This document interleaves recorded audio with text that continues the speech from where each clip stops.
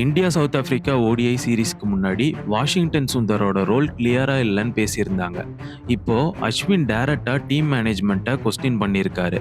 இன்டைரக்டா கம்பீர் அவர்கள் மேல பிரஷர் வந்திருக்கு. இப்போ ரீசெண்டா நடந்த ஓடிஐ சீரிஸ்ல வாஷிங்டன் சுந்தர நம்பர் 5ல அனுப்புனாங்க. நெக்ஸ்ட் மேட்ச் நம்பர் 6ல அனுப்புறாங்க.